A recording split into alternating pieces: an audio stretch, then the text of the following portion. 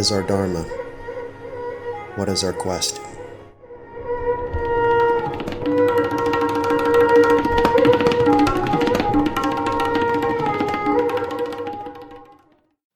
I thought I'd switch things up a little bit in this podcast, partially to address some feedback I got.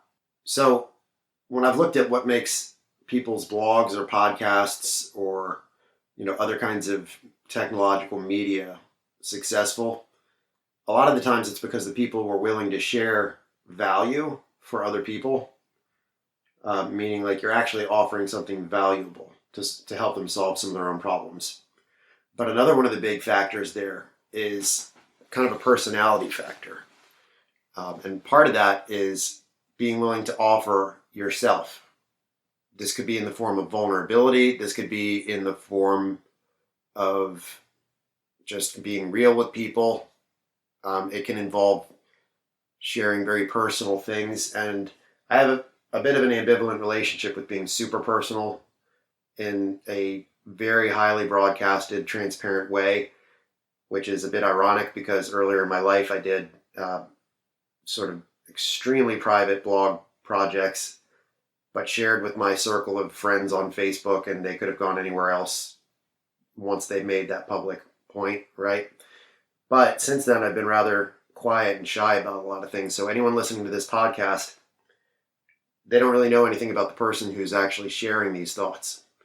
And I think that can make a difference to some people, like knowing who the person is, where they're coming from, if such a thing could even be possible in such a short amount of time as a podcast episode.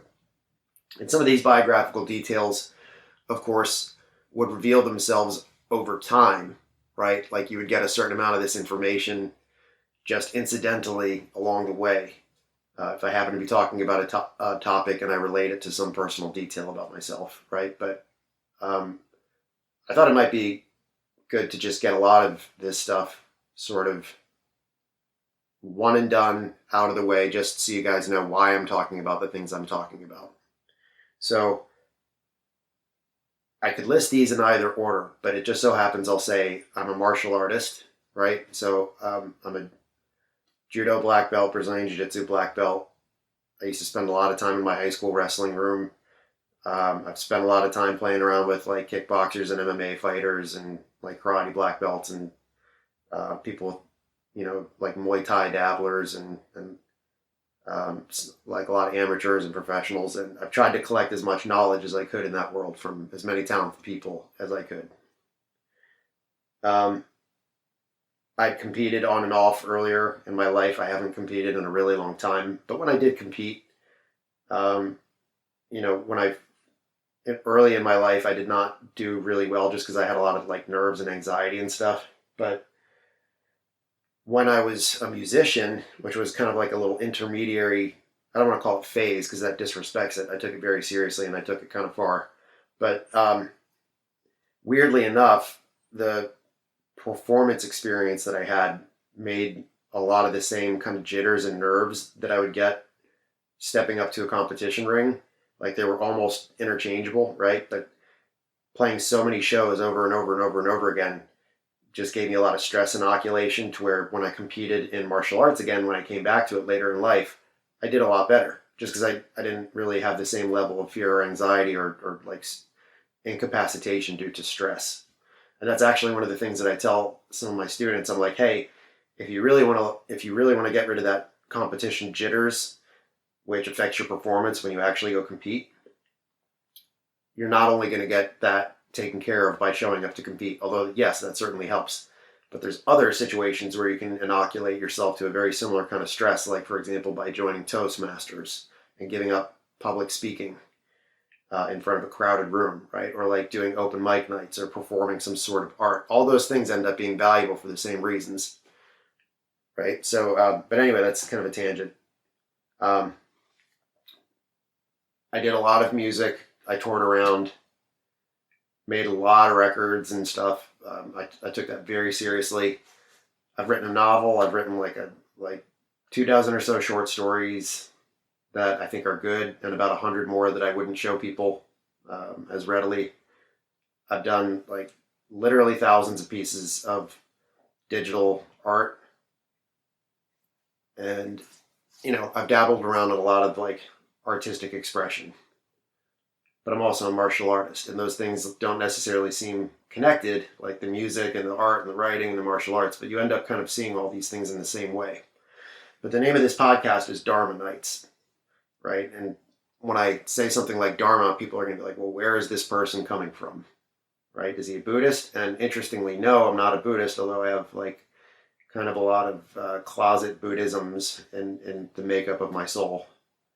Nor am I a Hindu, but I also have a lot of like closet Hinduisms kind of in the makeup of my soul. Just about as much as I have affinity for, medieval grail quests and other bits of like Occidental mysticism.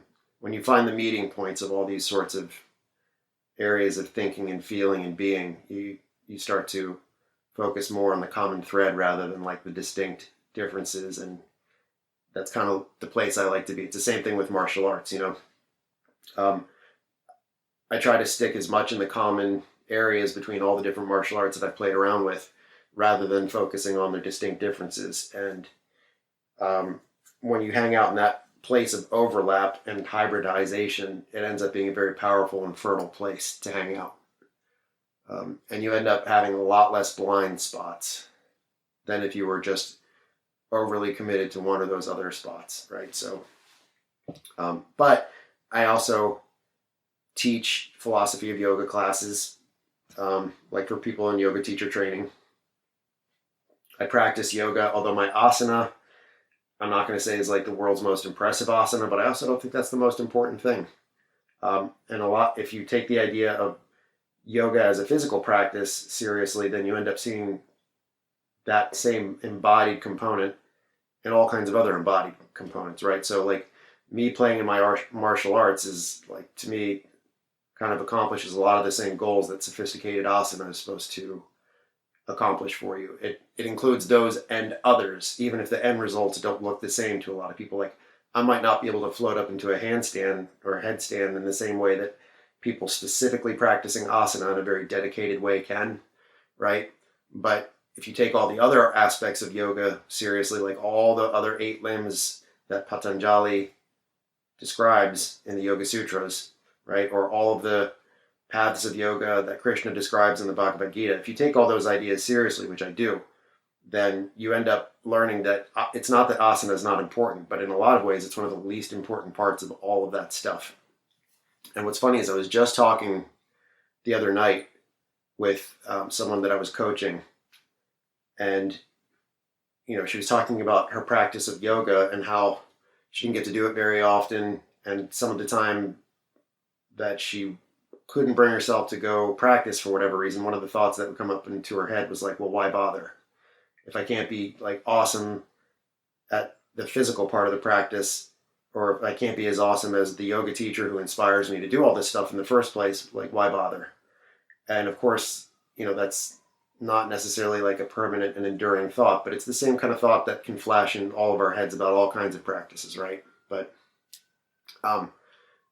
that's when I kind of launched into a bit of an explanation as to say like, hey, the whole point of all this stuff is to join together what was previously experienced as separate, right? So like the Sanskrit word vyuj implies lots of different things at lots of different times in history, but in the context of yoga, it generally implies like, the chariot being yoked to the horse and the chariot driver driving the chariot and the horse and accommodating like his passenger who's probably a warrior doing his own things, but they're all moving as one unit, right? So like yoga is supposed to be sort of this unification of things that were experienced as differences before, sometimes in a specific sense, like your body and your mind and some of the other layers of your experience, like, some other mind, body, or energy components of your being might all be kind of acting out of accord with one another, out of alignment. And the practice of yoga is supposed to get those things back in alignment.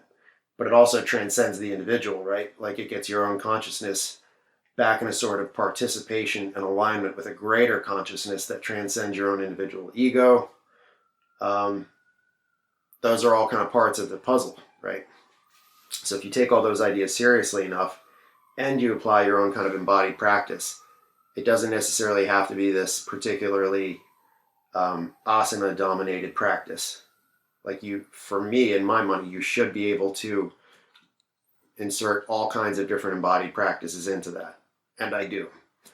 So in terms of where I'm coming from, those are some big puzzle pieces for me as someone who does embodied practices, which range from the creative, like the arts, to the performative, meaning like, the performative aspects of martial arts, or even like the embodied parts of asana, physical yoga practice, dancing, and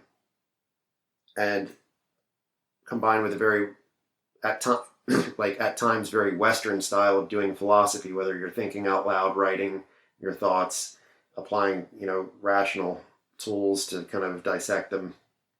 If you put all these things in a gumbo pot and stir it around, you're taking a lot of things that are experienced as distinct parts of your life, but you're doing them together and you're recombining them, right? Like in that sense of yoga as being a thing that brings things back into alignment.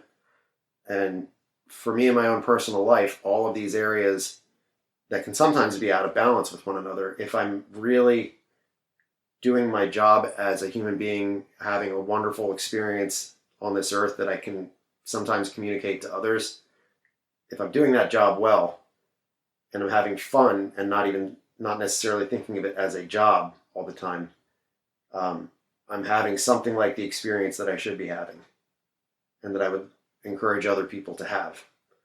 And something that is approaching the full picture of what I'm trying to communicate with this podcast. But there's this other huge part of it, which is your existence isn't just about yourself, it's about other people. Just like in the yogic message, like you can't, part of what you're supposed to be yoking yourself to or aligning yourself with is a larger community, right? So it's not just about like getting your yoga mat, practicing and saying what a good boy or what a good girl am I, right? You're supposed to be like kind of aligning yourself with some sort of community. That's one of the things that makes it distinct from a lot of monastic practices where a monk will just go sit under a tree in isolation, or maybe like with other monks, right? But it's supposed to be like, hey, there are communities that precede us and that we contribute back to in some kind of way.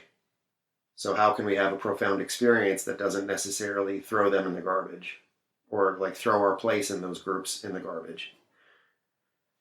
So that brings me into discussions, and whether it's internally with myself or externally with others, as far as like Dharma. And one of the common conceptions of Dharma that's very popular these days is a very personalized one where someone says, oh, well, it's my Dharma. And what they mean by that is it's my purpose that I'm passionate about. But that's only one part of the puzzle for Dharma. Like another huge part of the puzzle for Dharma in like a kind of yogic or Hindu-y kind of way of thinking. And they're the ones who came up with the word, right? But a greater part of that puzzle is like how you serve. So if you're just talking about like, oh, well, my Dharma, my passion is this thing that just personally satisfies me, and it's my Dharma because it personally satisfies me, then you're missing something, right? It's not supposed to be like something that serves your own ego primarily. It's supposed to serve like whatever social organism you're part of that includes you as an organism. Certainly, like you don't get left out. Just because it's not all about you doesn't mean you get left out, right? But it's supposed to kind of be something that like serves that greater organism that you're part of. So whether we can depart from yoga as a community practice for a moment and go back to the martial arts part of the puzzle. And there, like, Jigoro Kano, the founder of judo, one of his two main pillars of the important judo principles was together we shine, or mutual welfare and benefit. It's translated either way in different groups and different contexts. But the idea is like, you can't really practice judo without a partner. And if you make the practice all about yourself, then it's not going to be good practice anyway. You're going to lose your training partners, or you're going to abuse your training partners. So like you have to invest in one another's development. And when you invest in one another's development, everyone's development is better. And when a whole dojo does that, like when the whole dojo has that good of a culture, then everyone benefits. And when the whole dojo has that culture, it's not just that everyone in that dojo benefits for the sake of the dojo, but they take that elsewhere. So all of these ideas end up, to me, converging on the same kind of thing, right? And it's, if I were to just have any one of these experiences without the other, I might not get as strong a sense of overlap, right? And it's the same thing in the musical communities that admittedly I'm not as much a part of now, but when I was, those are the kinds of things where you couldn't just be like some talented musician, like getting your start and have everything perfectly taken care of for you, like from booking to, all the other things that actually go into making a show happen and a record made and all that stuff. It was very rare for anyone to just be able to treat everyone in that process like shit and be given a shot to do what they wanted to do in front of other people who are supposed to care about it. Usually what ends up happening is like these performers or these artists certainly in the musical community would be appropriately socialized to have a contribution mentality in one form or another, where it wasn't just their own creative output that they were contributing, but like maybe they were helping get the stage set up, or maybe they were helping like the venue do the things that the venue needed to do for the people to play. Maybe they were helping promote. Maybe, like everyone was doing something to help everyone else. And some did it a little less, some did it a little more, but no one did none of it, right? So there's commonalities with that too. And certainly when you're in a band, like, by definition, when you're in a band, you can't do all that stuff yourself. It becomes about other people because you need collaborators, you need someone to kind of flesh out a vision that you can't personally complete all on your own, because maybe you could record it all on a computer, track by track yourself, but in terms of getting up and performing it in front of other people, unless, you are a cyborg with a whole bunch of Dr. Octopus limbs, you can't really do all that stuff by yourself at once. It involves other people. And you have to get this vision that they all are passionate about, or that at least sufficiently motivated enough to do it. And there ends up needing to be this kind of like group harmony, this social harmony, both in the desire to make it and then a harmony with the audience who has a desire to consume it.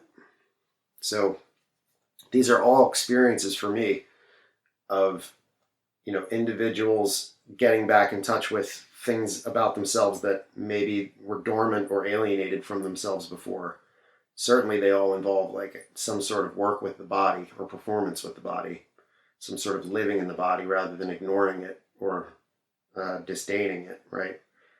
And they all involve like some sort of community, and they all involve some sort of consciousness expansion, some sort of improvement, very often some sort of moral development. And yet they all also have their blind spots where, people with bad character could cause problems for everybody else when they got the recipe just a little bit wrong, right? They got their own recipe just right enough to be able to like have a presence in these places and in these venues, right? Like whether it's yoga, martial arts, musicians, artists, whatever, like their talent or minimal level of contributions could get them only as far as their character defects would hold them back, if that makes sense. And having spent a mini lifetime in each of these areas so far, I can kind of see these things play out over and over and over again. But something really special happens when you see those who transcend their limitations in any one of these given areas, and they actually make it beyond that point that's only as far as their loudest shortcoming would usually stop them, right? And that's where the really special things happen. So in terms of my own biography or the person who's talking about all these things and why it should matter, it's, this podcast might be kind of a branding disaster in a lot of ways, because it's like at this moment in my life, I'm kind of trying to specifically present like a venue for where yoga, martial arts, and philosophy meet a little bit. But I could just as easily like dial in some of those other things from other experiences in my life, again, wherever I see this overlap, and I'd have just as much to say about it. But all of these topics are things that come up like when I give my my jnana yoga lectures for YTT students, yoga teacher training students, whether I'm talking about the history of yoga or yogic philosophy or the like Hindu roots that inform these things. And it's not that yoga only has Hindu roots, of course. It has some Buddhist and Jain and roots. And, there's like lots of things we could talk about, including Tantra and all kinds of other stuff. But whenever I'm talking about those things, I'm usually trying to drive students to that same recognition I've had, even though it really requires an experience of being inside it and watching it unfold. But if I can at least give people a clue for what to look for, that's what's of interest to me. So you end up learning a lot of things along the way. Like, things are rarely as advertised. Things are, even in, this is a sensitive topic, but there's like sort of sacred cows and sacred texts along the way that you'll encounter. And you'll learn early on which ones seem to have a little bit too specific a level of perishable detail that stop being relevant, or they become increasingly less and less relevant to an ever-changing world. But others seem to have gotten a formula down where it's resonant almost forever. And I could pick on the Yoga Sutras as an example of that. It's not that they don't say some wild stuff in parts of it, like when they talk about, if you read it for yourself, you'll see some interesting parts in there where they talk about, they kind of imply the yogic superpowers that you can get. But even that, I can kind of read a lot of metaphorical value into that and say, yes, of course, when you do disciplines of any kind, you get superpowers that other people don't, right? But same thing with a lot of the kind of hazards you can get into in the martial arts life, where the deeper you dive into this stuff, you end up finding like quote unquote secret teachings and secret doctrines, and a lot of this stuff is, not to put too fine a point on it, but nonsense, right? It reminds me very much of what the famed, infamous, depending on who you talk to, but the famed intellectual Terence McKenna, who was kind of the lightning rod for psychedelics controversy in a lot of ways. Like he was a advocate for psychedelics research, and he was the pioneer of the intelligent ape theory, the stoned ape theory, right, where he said early hominids were basically eating psilocybin mushrooms, and that's why we had such a quantum leap in human development. But he has a saying that I'm actually pretty sympathetic to, which is like, if there's a secret, like if there's some inner sanctum kind of secret that only the elect and only the chosen have access to, it's not worth having, right? And that can be sacrosanct in the yogic world to say that kind of stuff, and in some circles of the martial arts world, and I don't care. The best things about all these activities are the ones that have been made freely available to anyone who has the discipline to go down the path. And if there's secrets, they're not worth knowing, right? The things that are publicly available knowledge are already so deep and profound and endless that those things could spend anyone's life and several lifetimes worth of time diving into and never hit the bottom. So when I've had these experiences in the creative realms, in martial arts, in yoga, with philosophical ruminations and all these sorts of things, there is no bottom. And I'm not going to say there are no secrets, but the things that are already more publicly available now than they ever have been at any time in history, those things are already all bottomless. And the nice thing about them being bottomless, while being so public, is you can see the overlaps in a much more clear way than you ever could at any other time in history.